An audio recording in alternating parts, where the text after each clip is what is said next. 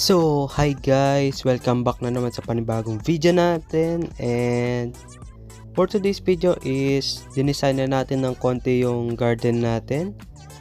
Huwag nyo munang ano yung avatar natin. Bakit kulay black lahat yan ha? So, bakit ba ako na dito nakaharap ngayon? Kasi ayaw ko munang i-spoil sa start ng video. Kaya yun, simulan na natin. As you can see, ayan yung garden natin ngayon. Siyempre may pa-entrance tayo dyan, yung parang bilog na yan. So yeah, i-rate nyo na lang kung gaano kaganda ha. 1 to 10. Tinatanggap ko naman kahit anong rate yung nilagay nyo, basta taos na yan, okay? Yan, pag dumiretso kayo dito, di pa nawawala yung fountain natin. Linagyan na natin ng ano ba tawag doon, yung ganyan, yung walkpath ba yan? Siyempre dito yung main ng ano natin, ng garden dito sa loob nito, okay? So may anuan tayo ng tubig dito, makikita nyo. Siyempre dito rin, dito tayo nagano ng mga kahoy, tsaka yung mga hay bale dyan na nakalagay, pati panakot natin sa mga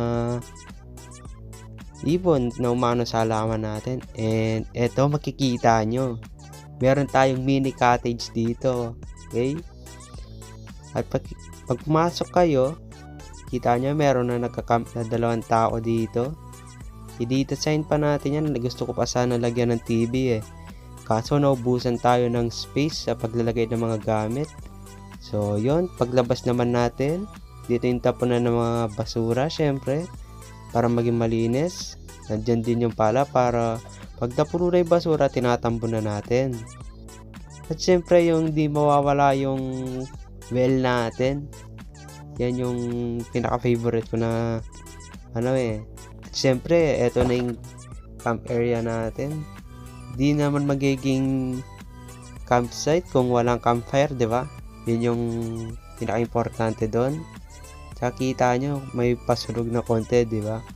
Linagyan ko lang ng torch yan para nagmukhang may nasusunog. So, yun yung sa garden natin ngayon. I-rate nyo na lang ha. Yung team na ginawa ko dyan is parang mini campsite lang siya. So yun guys, i-rate nyo na lang sa comment section kung gaano kaganda or kapangit. 1 to 10 ha. So that's it for today's video guys. Sana'y nag-enjoy kayo. Peace out.